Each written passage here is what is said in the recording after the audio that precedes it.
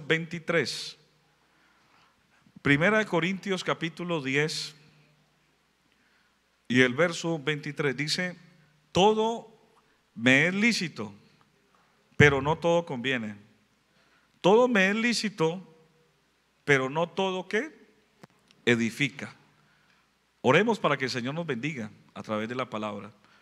Una vez más, Jesucristo, yo me presento como un instrumento en tus manos. Solamente soy un vaso de barro para que la excelencia del poder sea tuya y no mía.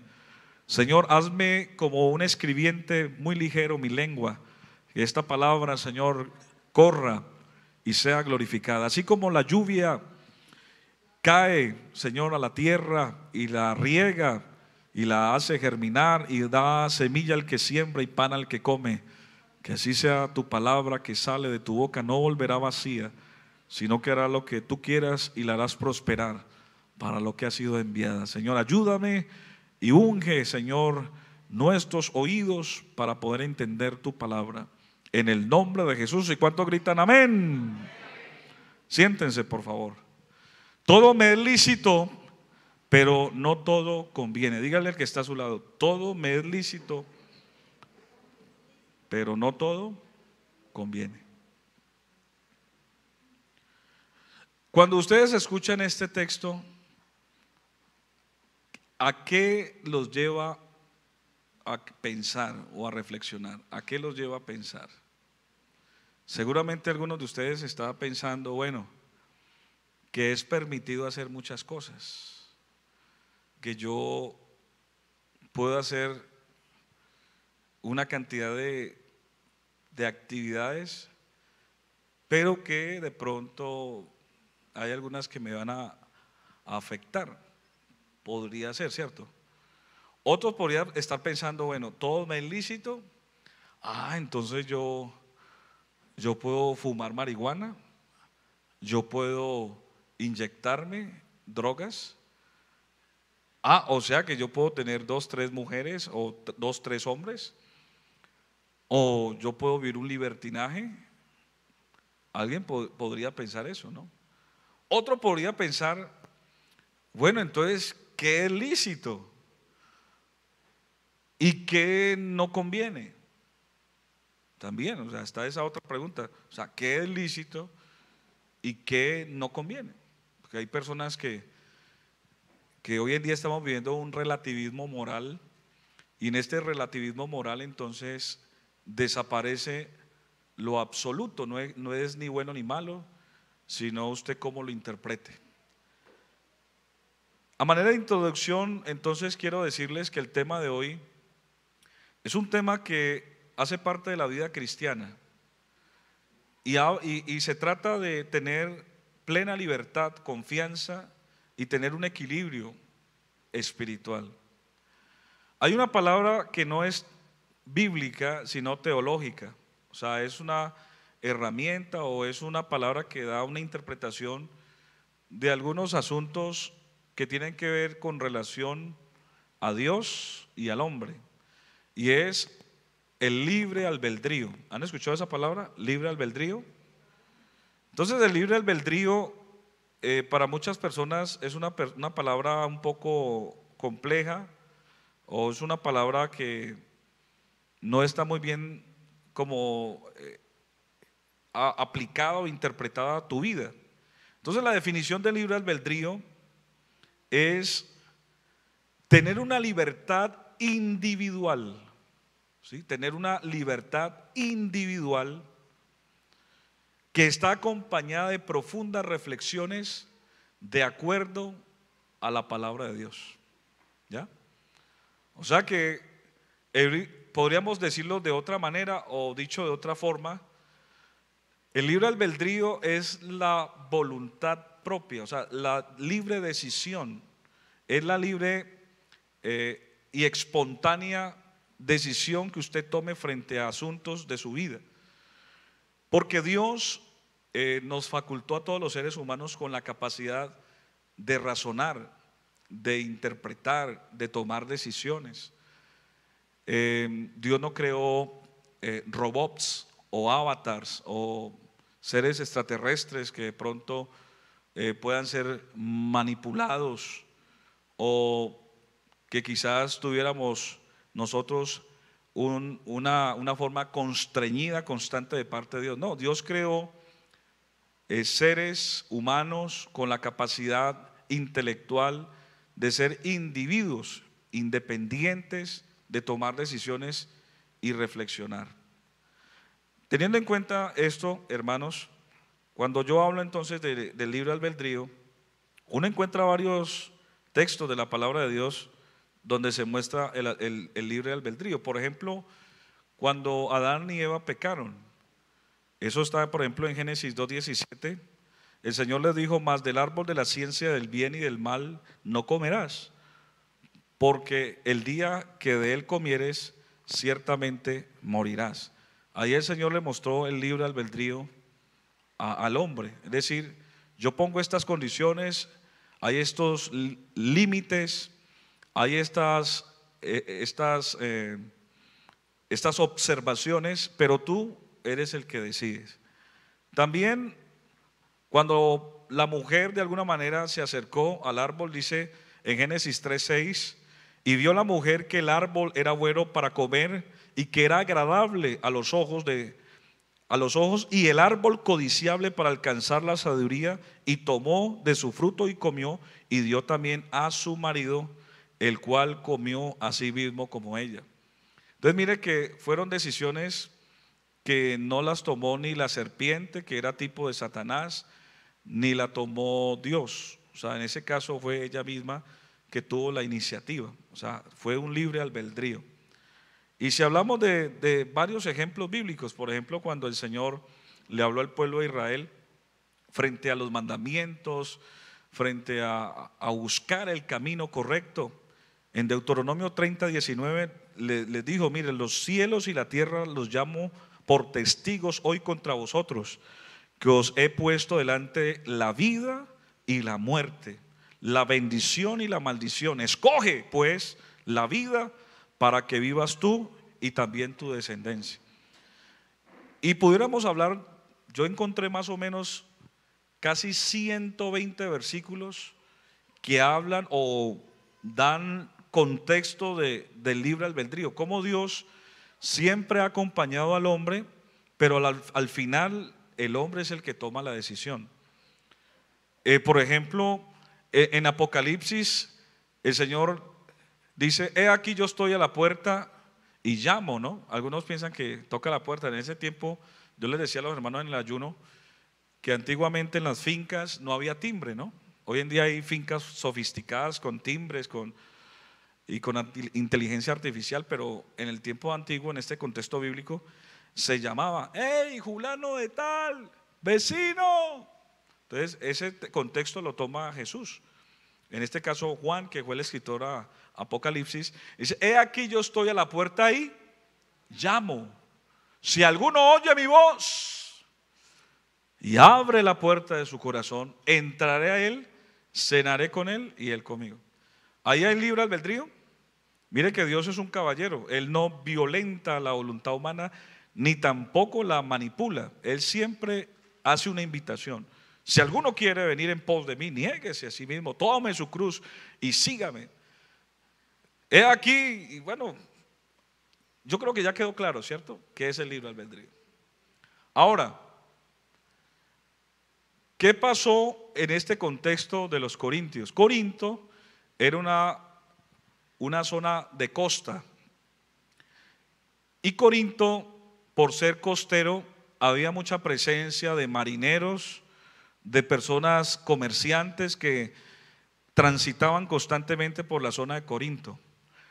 Esto generaba un sincretismo religioso porque muchos venían con sus dioses, sus creencias, pero también había un choque cultural. Muchos traían sus culturas, su forma de comportarse. Entonces Corinto era como una especie de una zona de tolerancia, ¿sí? Una zona donde el pecado era realmente a flor de piel. En todo se reflejaba la maldad, los excesos, los abusos de todo, del licor, del sexo, de los juegos de azar, de todo. Ustedes han visto esas zonas donde hay presencia de pronto de puertos, donde hay muchos foráneos y es tierra de nadie. Eso pasaba en Corinto, una tierra de nadie. De hecho, allí había una forma de rendirle culto a la diosa Afrodita, que era la diosa de la fertilidad. Y el culto que se le rendía a Afrodita era bastante complicado, era muy grotesco. Eran sacerdotes donde hacían orgías, y esas orgías le llamaban corintizar. Y había tanto espectáculo hedonista increíble, que cuando Pablo empieza a predicar el evangelio, los hermanos que empiezan a entregarse al Señor, a convertirse al evangelio, ellos empiezan a tener un choque cultural y a la vez de la conciencia, donde ellos sabían de que el Señor los había liberado, que el Señor había hecho una obra poderosa en ellos, y que muchos de ellos salieron de esa forma de vivir. Habían sido adúlteros, fornicarios, ladrones, de todo. Entonces, cuando ellos empiezan a llegar a la iglesia y empiezan a ser confrontados por la palabra, y Dios empieza a revelar y Pablo los exhorta, ellos entonces empiezan a tener como una especie de conflicto en la conciencia, donde ellos empezaron a decir, bueno, ¿qué puedo hacer? Esto lo puedo hacer, esto no lo puedo hacer, esto lo puedo hacer. Iban a la carnicería, así se le llama en ese tiempo, ¿no? Hoy en día no se le llama carnicería, ¿no? Eso es muy grotesco. ¿Cómo se le llama hoy en día? Iban a Carulla, pues a Carulla. Sí, a Carulla. Y la mayoría de las carnes y de lo que estaba ahí, de lo que ellos iban a comprar en el mercado, casi todo había sido sacrificado a los ídolos. O sea, habían hecho un culto, un ritual con toda esa carne, con todo lo que se encontraba en el mercado. Tenía una afectación espiritual. Entonces para ellos no era fácil el tener que, inclusive lo más básico, tener que comprar el mercado, porque de alguna manera eso podía afectar su relación con Dios. De hecho, en una ocasión Pablo dijo, si realmente si algún hermano, siendo fornicario, siendo un adúltero, los invita a hacer esto, y bueno, y él le explica, y él tiene que aclarar, él dice, mejor dicho, realmente en este mundo para uno no ser víctima de algo que esté contaminado, realmente es imposible. Hay que salir de este mundo, dice él. O sea, hay que salir de este mundo. O sea, todo de alguna manera tiene implícitamente algo negativo que de alguna manera te puede afectar tu relación con Dios. Trayendo entonces esa dinámica de allá, de ese tiempo, de que ellos luchaban por querer serle fiel al Señor, pero veían que todo estaba permeado por el pecado.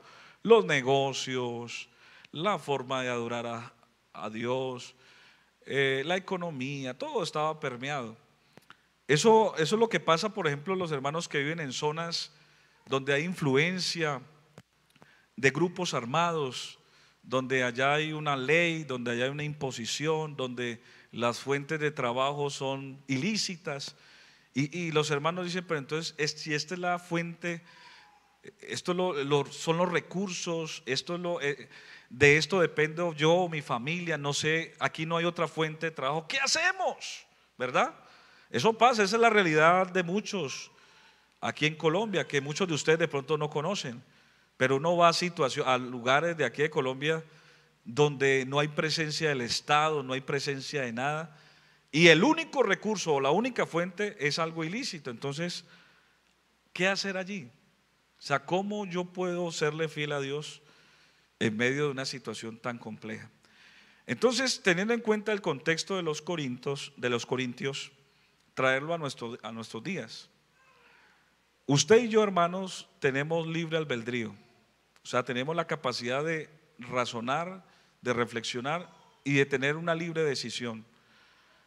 Pero ¿cómo sé yo entonces que lo que yo haga o las decisiones que tomen no me afecte mi conciencia y mi relación con Dios?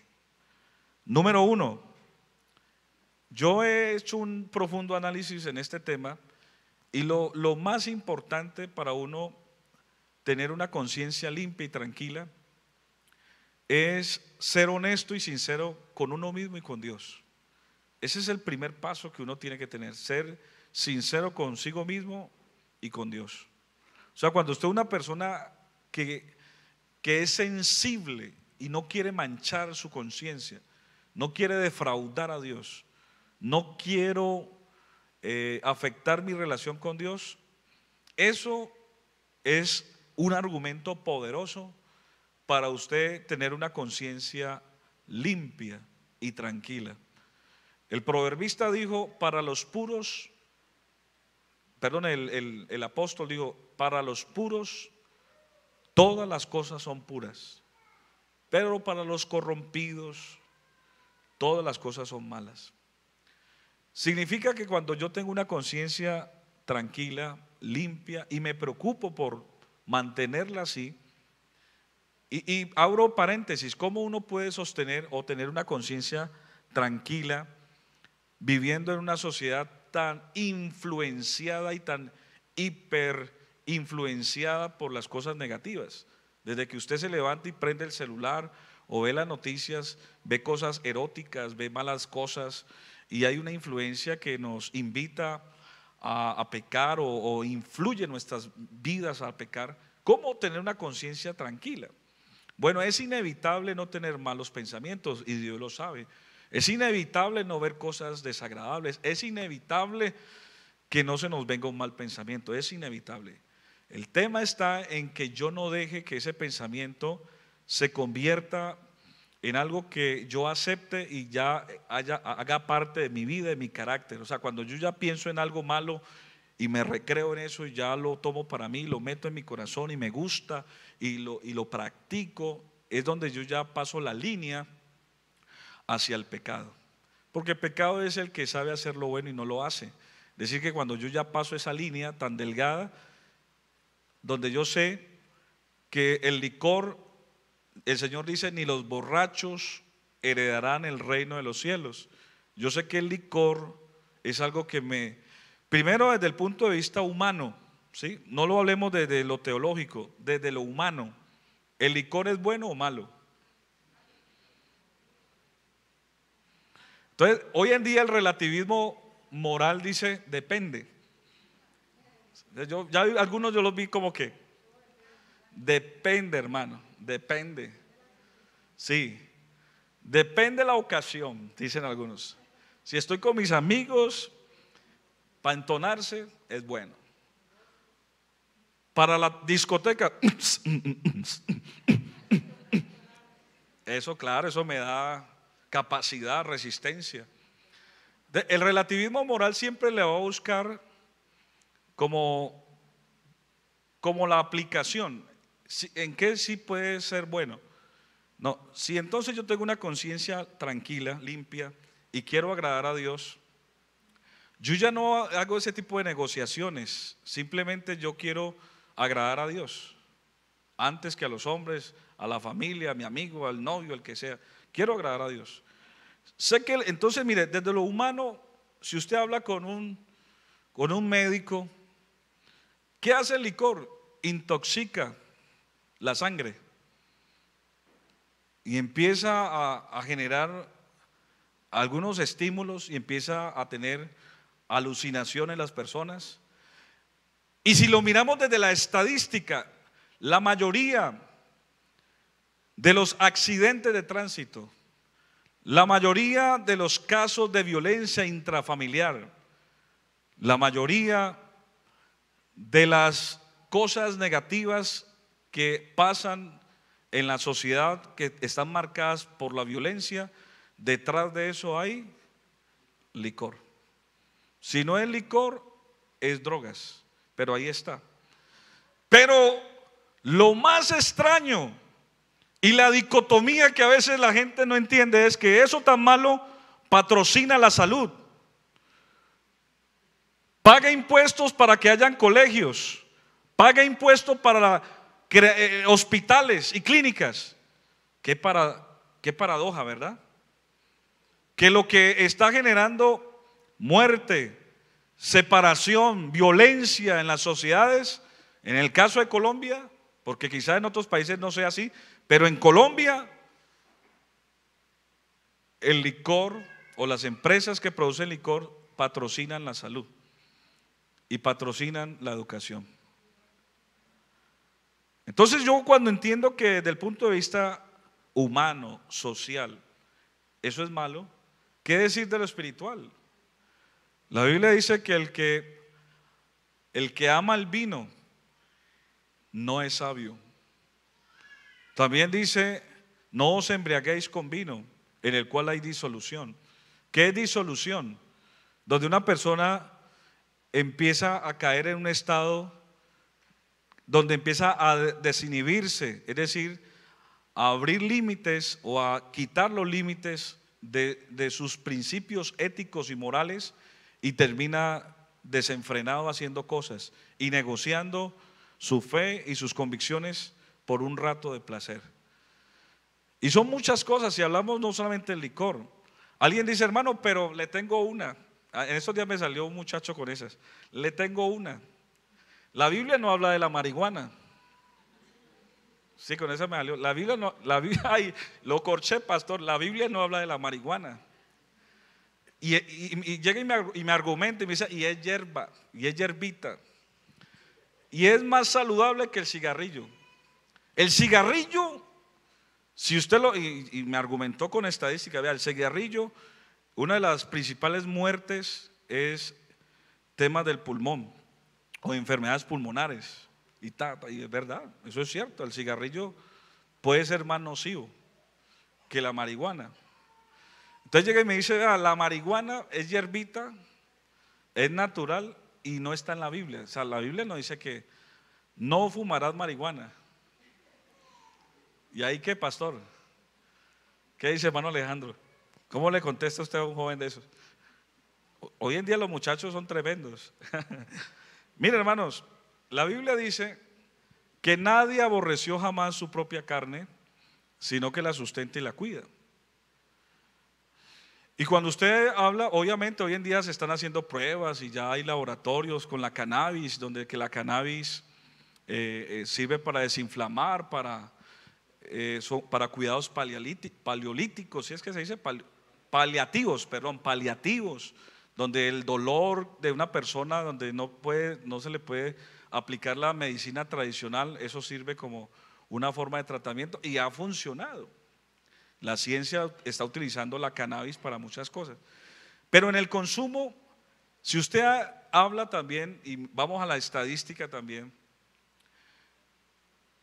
la marihuana cómo ha llevado a muchas personas a entrar también a situaciones de ansiedad, donde empiezan poco a poco, es una forma progresiva que se va degradando, donde la marihuana genera alucinación, donde las personas salen por un momento de su realidad y se sienten contentos. Hay una explosión de dopamina, de alegría, de éxtasis, de euforia, pero resulta que debido a esa intensidad de explosión de dopamina, donde la gente se siente tan feliz, cuando pasa el efecto, de alguna manera eso progresivamente va quemando neuronas, va quemando, gastando la dopamina, esos neurotransmisores que de alguna manera tienen un límite en el cuerpo, y es donde muchos terminan generando una resistencia precisamente a eso, donde ya quieren más y ya la marihuana ya no le hace efecto, entonces ya no quiero marihuana sino algo más fuerte, y la cocaína y otras cosas, donde la persona se desenfrena y termina siendo un adicto.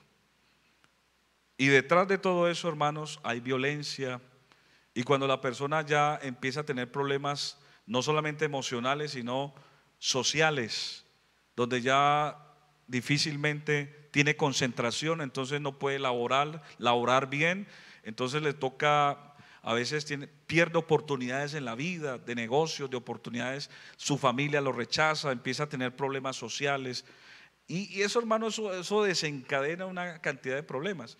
Muchas personas dicen, no, es que yo soy un marihuanero social, es decir, tiene una vida social normal, trabaja, estudia.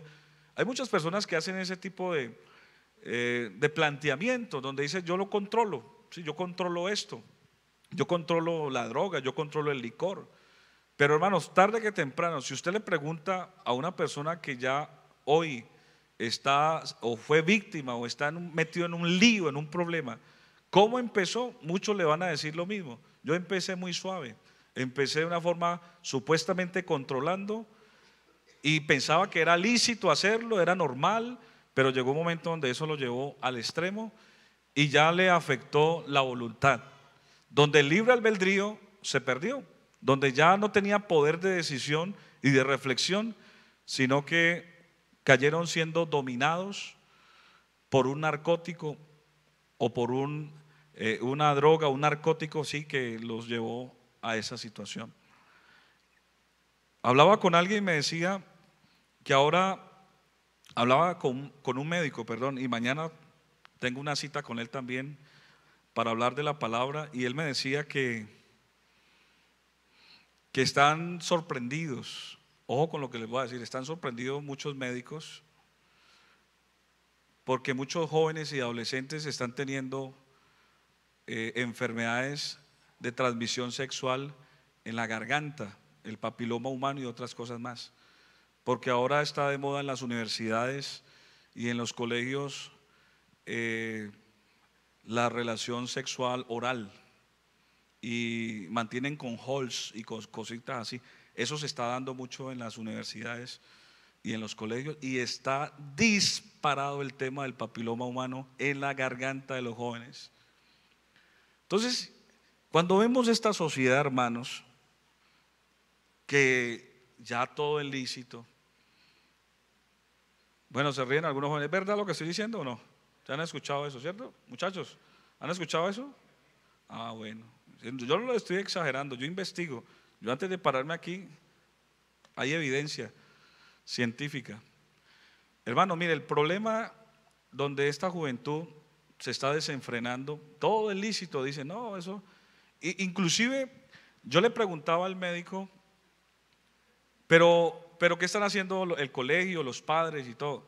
Dice, no, es que el tema es que esto se está volviendo tan normal y natural, porque es una forma precisamente de mitigar el que no haya de pronto embarazos no deseados, es decir, que sientan placer sin riesgo, imagínense, placer sin riesgo. Entonces, si hablamos de todo lo que está viviendo el mundo y que de alguna manera puede permear tu vida, porque tú y yo estamos aquí en el mundo, donde hoy el día todo es normal, o todo lo quieren ver normal. Hermano, hay cosas que son lícitas pero no convienen, no convienen. Entonces la pregunta es, yo como cristiano, ¿cómo puedo vivir una vida tranquila y puedo estar bien agradando a Dios? Ya dije que lo primero es tener una conciencia limpia y tranquila. Segundo,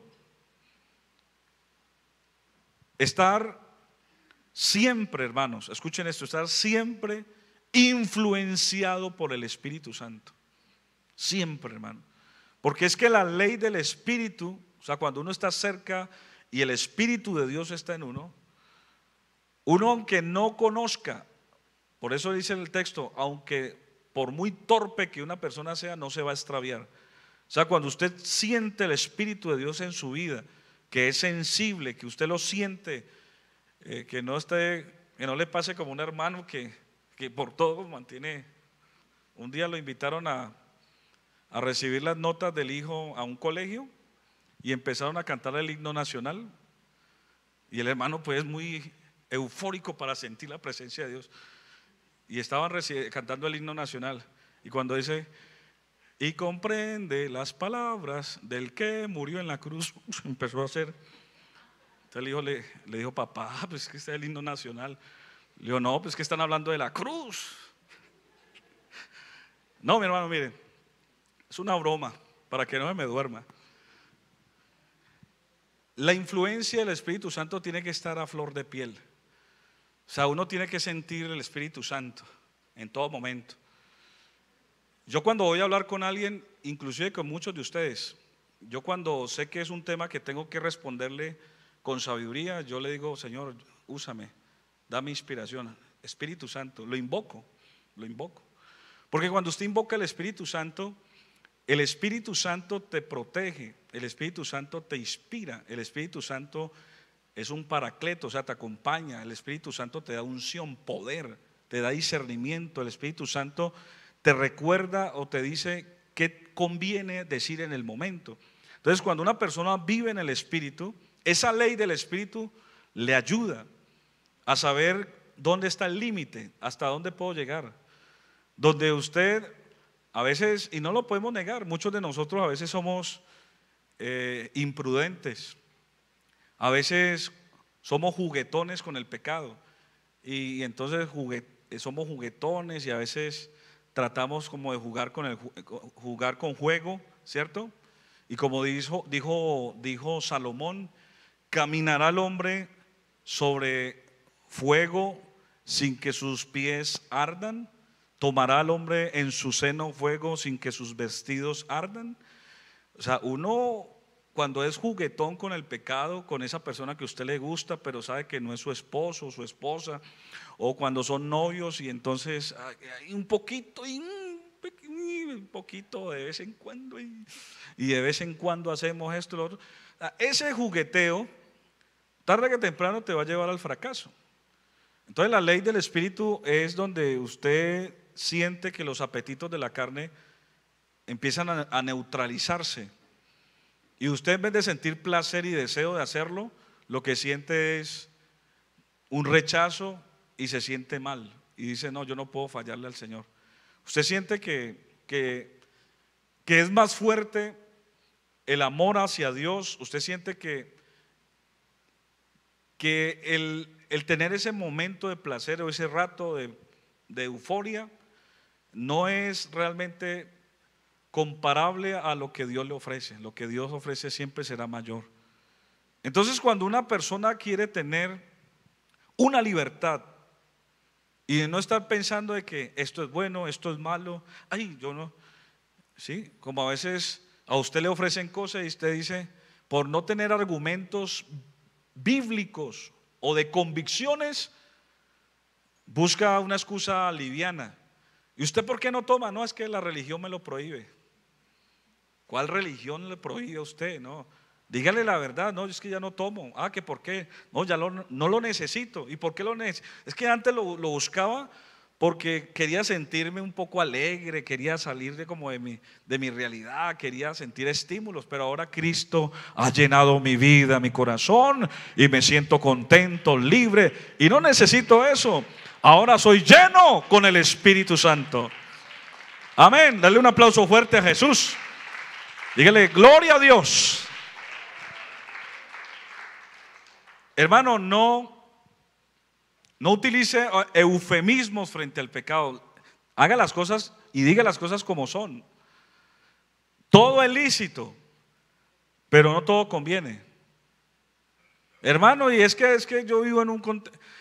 Por ejemplo, los comerciantes, ¿no? Los comerciantes viven un conflicto a diario, a veces que algunos dicen, tengo que mentir para vender, tengo que mentir para generar la venta, o tengo que tener la maniobra para poder que me vaya bien.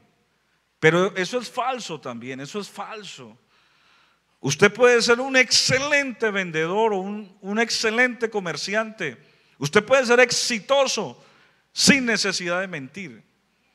Usted simplemente aprenda a conocer su producto y dígale a Dios que le dé la gracia para argumentar, que le dé labia. Sí, que le dé labia, dicen algunos. Aprenda a hablar, aprenda a argumentar y el Señor dará la sabiduría. Porque Él es el que da la sabiduría para hacer las riquezas. Pero no, hermano, es que si yo no miento aquí, no. Mire, eso es pan para hoy y hambre para mañana. Usted cuando vende con mentiras, hace las cosas con trampa, hace las cosas indebidas, todo lo que el hombre siembra, eso va a recoger. Si usted tiene que mentir para vender o para ganarse la vida, renuncia a eso. Si usted es cristiano, dígale: Señor, dame algo que yo no tenga que comprometer mi relación con usted y mi moral y mi conciencia, sino que quiero hacer las cosas bien para agradarte a ti, porque la bendición de Dios es la que enriquece y no añade tristeza. Si ese trabajo no te conviene, si estás constantemente mintiendo y tener que hacer maniobras para eso, no. Dígale: Dios, muéstreme otra cosa. Yo les voy a contar, ya para terminar, un testimonio personal. Yo trabajé aquí al frente en Unicentro hace 25 años, y trabajé en un lugar de allí, y era el encargado de las averías. Todo lo que se dañaba yo tenía que relacionarlo,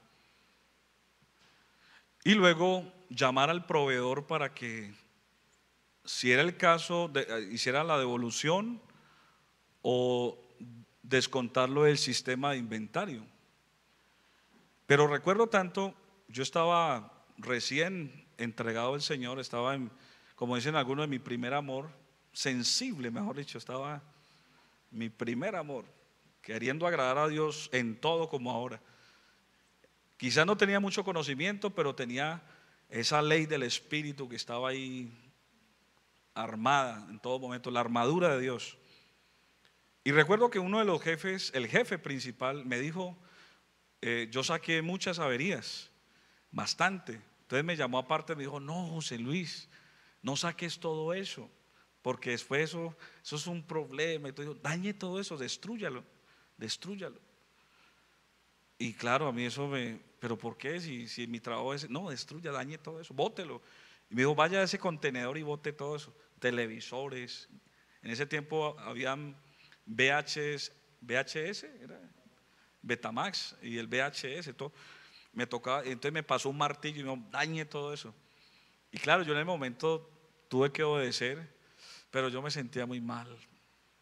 Y así pasó como un mes. Yo tenía que darle respuesta a las empresas, pero mi jefe directo me llevaba a hacer lo contrario, a dañar todos esos productos. Y yo un día le dije que no, que yo no podía más. Yo no podía más.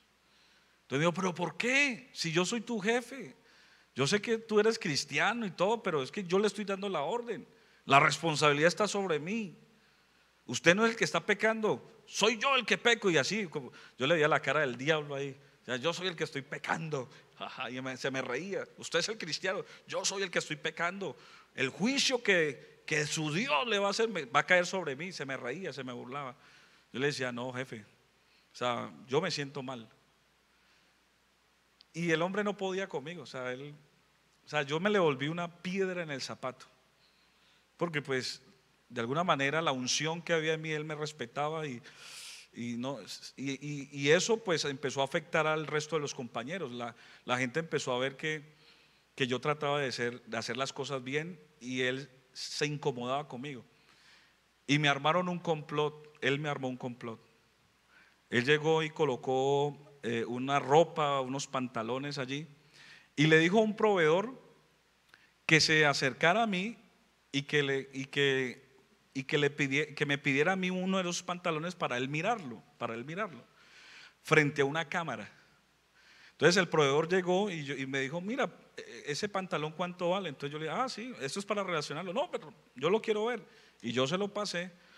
Él lo cogió, el proveedor se fue hacia el carro, o sea, salió del ángulo de la cámara, y después volvió y me lo pasó y me dijo: listo, gracias. Cuando al rato llega todo el jefe de seguridad, llegan todos y me muestran la evidencia, el video de que yo le había entregado el pantalón al joven, y me echaron. Y me echaron en presencia de todos. Vea, es que cristiano, y vea, negociando con pantalones con los proveedores.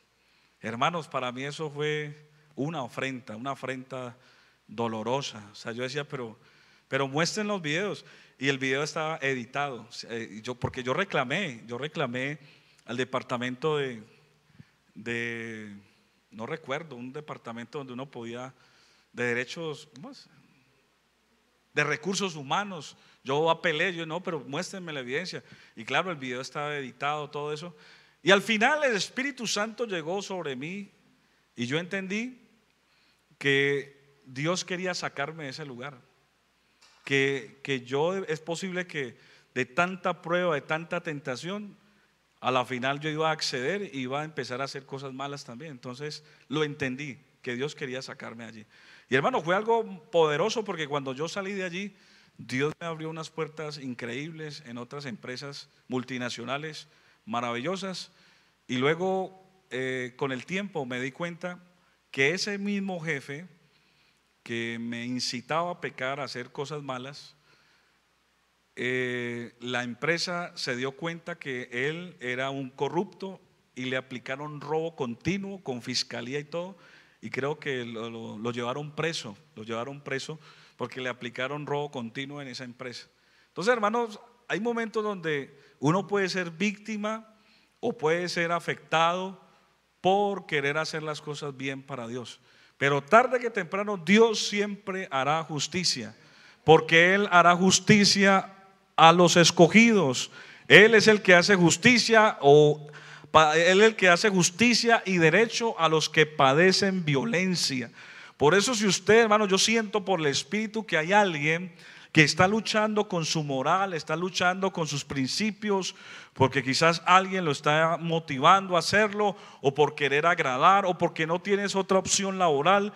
Te estás comprometiendo y estás haciendo cosas que no agradan a Dios y te están afectando tu conciencia, pero tú tienes que decirle: Señor, no más, yo quiero agradarle a usted. Yo sé que todo es lícito, pero no todo conviene. Yo quiero agradarle a usted antes que a los hombres. Y yo siento que hoy Dios te va a dar la fuerza, hoy Dios te va a dar la salida, hoy Dios te va a mostrar otro camino para que le agrades a Él.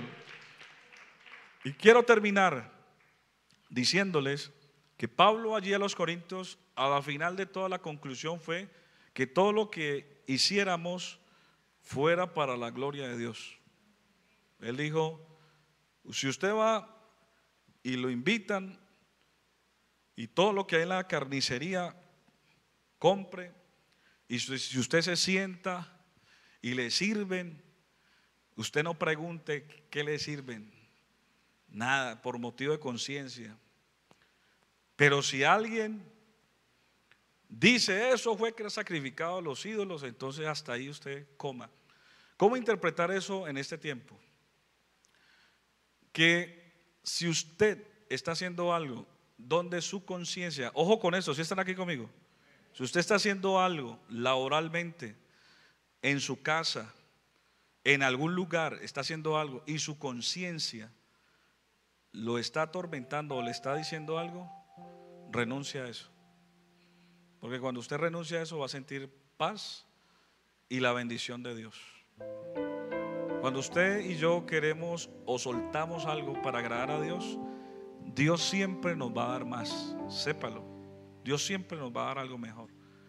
No piense que eso es lo único que usted sabe hacer, no piense: no, es que si yo dejo esto, o si cambio de negocio, si cambio de este argumento, si cambio la forma de trabajar o la forma de hacer aquella actividad. No. Al contrario, la Biblia dice: no hay quien haya dejado casa, hermanos, tierras, suegras, familia, que haya de recibir 100 veces más aquí y la vida eterna. A veces, hermanos, tenemos que renunciar a cosas por hacer la voluntad de Dios.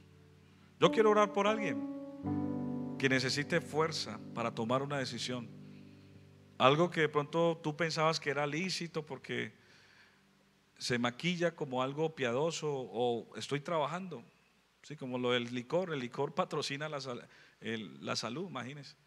A veces ese relativismo moral nos lleva a que también nosotros hagamos lo mismo. Estamos haciendo cosas malas, pero las justificamos. Decimos: no, pero no creo que Dios me vaya a juzgar por esto. No creo que esto que yo estoy haciendo le desagrade a Dios.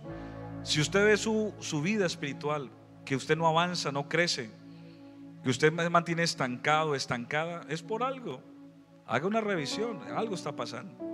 Y puede ser que Dios hoy te esté hablando a la mente, a la conciencia, diciendo que ese libre albedrío que Él te ha dado es el sensor, es algo por allí,